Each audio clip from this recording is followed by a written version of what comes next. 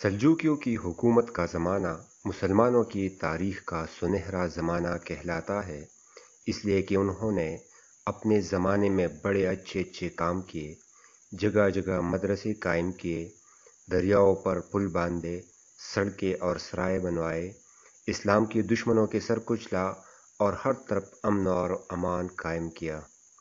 سلجوق ان ترک قبیلوں کو کہا جاتا ہے جو براعظم ایشیا کے درمیانی علاقے میں رہتے تھے۔ یہ بڑے محنتی اور بہادر لوگ تھے۔ اسلام قبول کرنے سے پہلے وہ بھیڑ بکریاں اور گھوڑے پالتے تھے، بھیڑ بکریوں کے بالوں سے اپنا لباس بنا لیتے اور انہی کے کالوں سے خیمے تیار کر لیتے تھے۔ وہ کسی ایک جگہ ٹک کر نہیں رہتے تھے بلکہ ادھر ادھر پھرتے رہتے۔ وہ بالکل جاہل تھے اور کسی خاص مذہب کے بھی پابند نہیں تھے۔ سب سے پہلے مسلمان تاجروں کی تبلیغ سے ان کے ایک سردار سلجوق نے 34 صدی ہجری کی آخر میں اسلام قبول کیا۔ اسی کے نام کی نسبت سے یہ لوگ سلجوق کہلائے۔ سلجوق بڑا دانا اور بہادر آدمی تھا۔ اس نے اپنی قوم میں اسلام پلایا اور تمام ترک قبیلوں میں اتفاق پیدا کیا۔ پھر اس نے کئی علاقے فتح کر کے بخارا کے قریب ایک چھوٹی سی حکومت قائم کر لی۔ سلجوق کے مرنے کے بعد اس کے ایک پوتے طغرل نے خراسان اور بہت سے دوسرے علاقے فتح کر لیے اور اپنے سلطنت کو دور دور تک پھیلایا۔ اس کا پایہ تخت شہر نیشاپور تھا۔ طغرل بالکل آزاد اور خود مختار بادشاہ تھا، لیکن وہ بغداد کے عباسی خلیفہ کو اپنا بزرگ اور سردار مانتا تھا۔ خلیفہ نے بھی اس کو اپنی طرف سے حکومت کرنے کا اختیار دے دیا اور اپنی بیٹی اس سے بیعت دی تھی۔ طغرل 455 ہجری میں فوت ہو گیا۔ اس کی کوئی اولاد نہیں تھی، اس لیے سلجوکیوں نے اس کے لائق بھتیجے الپ ارسلان کو اپنا بادشاہ بنایا۔ اس کا اصل نام ابو شجاع محمد تھا، لیکن اس کی بے خوبی، بہادری اور اچھی عادتوں کی وجہ سے اس کو الپ ارسلان کہا جاتا، جس کے معنی دلاور شیر کے۔ وہ صورت و شکل سے بھی سچ مچ شیر معلوم ہوتا تھا۔ تخت پر بیٹھنے کے کچھ عرصہ بعد الپ ارسلان کو خبر ملی کہ ارمینیا کا عیسائی بادشاہ مسلمانوں کو بہت ستاتا ہے اور آئے دن ان کے شہروں پر حملے کرتا رہتا ہے۔ یہ خبر ملتی ہی الپ ارسلان ایک طاقتور فوج کے ساتھ ارمینیا میں داخل ہو گیا اور کئی شہر اور قلعے فتح کرتا ہوا لال کے شہر تک پہنچ گیا۔ اس شہر کے گرد دوہری پسیل تھی، اس کی ایک جانب دریا بہتا تھا اور دوسری جانب پہاڑی۔ ارمینیا کے عیسائیوں کا دعویٰ تھا کہ اس شہر کو کوئی فتح نہیں کر سکتا۔ الپ ارسلان نے دریا عبور کر کے شہر کا محاصرہ کر لیا اور اس میں خوراک پہنچنے کے تمام راستے بند کر دیے۔ جب محاصرے کو کچھ عرصہ گزر گیا تو شہر کے لوگوں نے ایک عجیب چال سوچی۔ انہوں نے سلطان الپ ارسلان کو پیغام بھیجا کہ ہم ہتھیار ڈالنے کے لیے تیار ہیں، آپ اپنی فوج کا ایک دستہ بھیجیں تاکہ ہم اس کو شہر کا قبضہ دے دیں۔ سلطان نے ان کی بات پر اعتبار کر لیا اور اپنی فوج کی ایک دستہ شہر کے اندر بھیج دیا۔ جو ہی دستہ باہر کی پسیل کے اندر داخل ہوا تو دھوکے باز عیسائی شہریوں نے اس کو چاروں طرف سے گھیر لیا اور تمام سپاہیوں کو شہید کر ڈالا۔ پھر انہوں نے باہر نکل کر سلطان کی بڑی فوج پر حملہ کر دیا۔ اس وقت سلطان الپ ارسلان اپنی فوج کے ساتھ نماز پڑھ رہا تھا۔ صرف 3-4 دستے نمازیوں کے صفوں سے کچھ دور حفاظت کے لیے کھڑے تھے۔ انہوں نے عیسائیوں کے حملے کو روکا، لیکن حملہ کرنے والوں کی تعداد اتنی زیادہ تھی کہ وہ آگے ہی آگے بڑھتے ہوئے بڑی فوج تک پہنچ گئے۔ اس اچانک حملے سے سلطانی فوج کی صفیں ٹوٹ گئی، لیکن سلطان بڑی آرام اور سکون کے ساتھ نماز پڑھتا رہا۔ جب نماز سے فارغ ہوا تو فوراً گھوڑے پر سوار ہو کر اپنے خاص فوجی دستے کو ساتھ لیا اور دشمن پر ٹوٹ پڑا۔ دھوکے باز دشمنوں نے بھاگ کر پھر شہر میں گھسنے کی کوشش کی، لیکن سلطان نے انہیں اس کی مہلت نہ دی اور سب کو گاجر مولی کی طرح کاٹ کر رکھ دیا۔ پھر اس نے شہر پر قبضہ کر لیا۔ چند دن وہاں ٹھہر کر اس نے ارمینیا کے دوسرے تمام شہروں کو بھی فتح کر لیا اور سارے ارمینیا کو اپنے سلطنت میں شامل کر لیا۔ 423 ہجری میں روم کی عیسائی بادشاہ قیصر رومانوس دیوجانس نے بڑے زور و شور سے سلطان الپ ارسلان سے لڑنے کی تیاری کی۔ اس کا ارادہ تھا کہ الپ ارسلان کو شکست دے کر تمام اسلامی ملکوں پر قبضہ کر لے۔ اس کی مدد کے لیے یورپ کے کئی عیسائی ملکوں نے بھی اپنی فوجیں بھیج دی اور بہت سی وحشی قبیلے بھی اس کے لشکر میں شامل ہوئے۔ اس طرح کیسر کے جھنڈے تلے 3-4 لاکھ آدمی جمع ہو گئے، جن کا ایک ہی نعرہ تھا کہ ہم مسلمانوں کا نام و نشان تک مٹا ڈالیں گے۔ کیسر کے پاس پتھر برسا کر قلعوں کی دیواروں کو توڑنے والی 20 بڑی بڑی مشینیں تھیں۔ ان کو منجنیق کہا جاتا تھا۔ ایک منجنیق کو 100 بیل کھینچتے تھے۔ ہر منجنیق کی 8 منزلیں تھیں اور ہر منزل میں 150 آدمی بیٹھ سکتے تھے۔ کیسر کو اپنے فتح کا اتنا یقین تھا کہ وہ کلم کلا کہتا تھا کہ آئندہ سردیوں کا موسم الپ ارسلان کے پائے تخت میں گزاریں گے۔ جس وقت سلطان الپ ارسلان کو کیسر کی جنگی تیاریوں کی اطلاع ملی اور آذربائیجان کے ایک شہر خوئی میں مقیم تھا،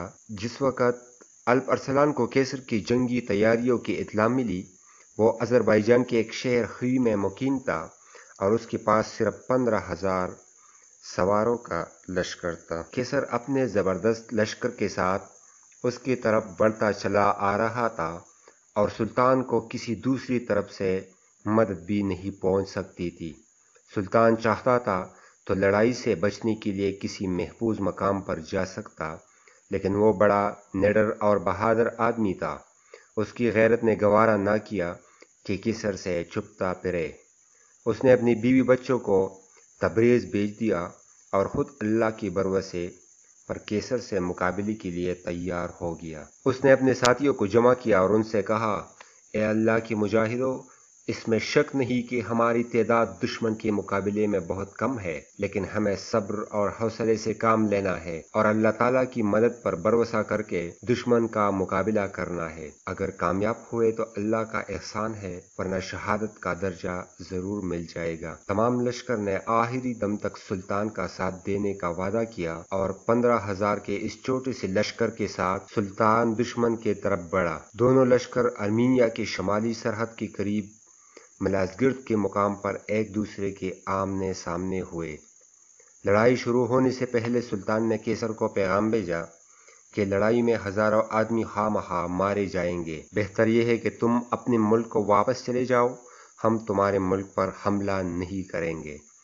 کیسر کو یہ پیغام ملا تو اس نے سمجھا کہ سلطان اپنی کمزوری کی وجہ سے نہیں لڑنا چاہتا۔ اس نے بڑے غرور کے ساتھ سلطان کو یہ جواب بھیجا، اے وحشی، اگر تم چاہتے ہو اور لوگوں کا خون بہانا پسند نہیں کرتے تو چپکے سے بھاگ جاؤ اور اپنا پایہ تخت ہمارے حوالے کر دو۔ سلطان کو کیسر کے جواب پر غصہ آیا اور اسی وقت لڑائی کے لیے پوری طرح تیار ہو گیا، لیکن لشکر میں شامل ایک عالم نے اس کو مشورہ دیا کہ کل جمعے کا دن ہے، دنیا کے تمام مسلمانوں آپ کی کامیابی کے لیے دعا کریں گے، لڑائی شروع کر دیں۔ سلطان نے یہ مشورہ قبول کر لیا۔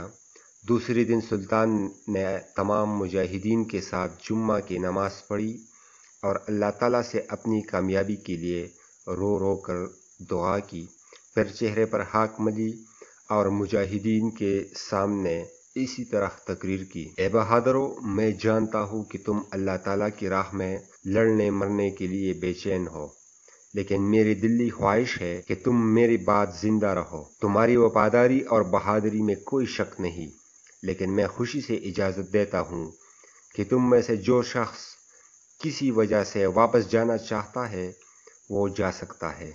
خدا کی قسم، میں کبھی اس سے زیادہ خوش نہیں ہو سکتا کہ تم میری اس وصیت پر عمل کرو۔ بادشاہی اور افسری ختم ہو چکی، میری حیثیت اب اسلام کی ایک معمولی سپاہی سے زیادہ نہیں رہی۔ سلطان کی تقریر سن کر تمام مجاہدین کی آنکھوں میں آنسو آ گئے اور انہوں نے یک زبان ہو کر جواب دیا، اے سلطان، خدا کی قسم، ہم ہرگز آپ کا ساتھ نہیں چھوڑیں گے۔ اس شخص کا منہ سیاہ ہو جو لڑائی کے میدان سے بھاگے۔ فوج کا جواب سن کر سلطان نے اپنا ترکش پھینک دیا اور نیام سے تلوار نکال کر نیام بھی پھینک دیا۔ اپنے ہاتھ سے گھوڑے کی دام باندھی، شاہی لباس اتار کر سادہ سفید لباس پہنا اور خوشبو مل کر کہا، اگر اللہ تعالیٰ نے مجھے شہادت دی تو یہی میرا کفن ہوگا، اور اسی میدان جنگ میں میری قبر بنے گی۔ یہ دیکھ کر مجاہدین کو سخت جوش آیا اور وہ اللہ اکبر کے نعرے لگاتے ہوئے دشمن کے طرف بڑھے، لیکن سلطان نے ان کو روکنے کا اشارہ کیا۔ جب وہ روکے تو سلطان گھوڑے سے اترا، پگڑی سر سے اتاری اور سجدے میں گر گیا۔ تھوڑی دیر بعد سجدے سے سر اٹھایا اور ایک بار پھر ساری فوج کے ساتھ عاجزی سے اپنی کامیابی کے لیے دعا مانگی۔ اس کے بعد سلطان اٹھا اور گھوڑے پر سوار ہو کر بجلی کی طرح دشمن پر ٹوٹ پڑا۔ کیسر کا لشکر بھی لڑائی کے لیے سخت بے تاب ہو رہا تھا۔ دونوں فوجوں میں اس گھمسان کی لڑائی ہوئی کہ ہر طرف خون کے دریا بہنے لگے۔ سلطان نے اپنی فوج کی کئی سو تیر اندازوں کو کمان کی شکل میں ہو کر رومیوں پر تیر برسانے کا حکم دیا۔ انہوں نے اس شدت سے تیر برسائے کہ رومیوں کی اگلی صفیں پیچھے ہٹنے پر مجبور ہو گئے۔ ادھر کیسر دھوپ کی تیزی سے گھبرا گیا اور کچھ دیر آرام کرنے کے لیے اپنے خیمے کی طرف پلٹا۔ رومیوں نے جب شاہی جھنڈے کو پیچھے ہٹتے دیکھا تو وہ بدحواس ہو کر بھاگنے لگے۔ کیسر نے اپنی فوج کا یہ حال دیکھا تو وہ اپنے خاص دستوں کو ساتھ لے کر پھر میدان جنگ میں آ کھڑا ہوا اور قدم جما کر لڑنے لگا، لیکن مسلمان اس جوش سے لڑ رہے تھے کہ رومیوں کی ان کے سامنے کوئی پیش نہ چلی اور وہ جلد ہی بے بس ہو گئے۔ مسلمانوں نے کیسر کو زخمی حالت میں گرفتار کر لیا۔ اس کے ساتھ رومی بھاگ کھڑے ہوئے اور سلطان کو فتح حاصل ہوئی۔ تاریخ میں اس لڑائی کو جنگ ملاذ گرد کہا جاتا ہے اور اس دنیا کی بہت بڑی لڑائیوں میں شمار کیا جاتا ہے۔ اس جنگ میں 15,000 مسلمان مجاہدین نے اپنے سے کئی گنا رومی لشکر پر فتح پائی۔ اس طرح عظیم الشان رومی سلطنت مل گیا اور مسلمانوں کے لیے ایشیا کوچک کا دروازہ کھل گیا۔ اس لڑائی میں بے شمار رومی مارے گئے جبکہ بہت تھوڑے مسلمان شہید ہوئے۔ دوسرے دن کیسر کو سلطان کے سامنے پیش کیا گیا۔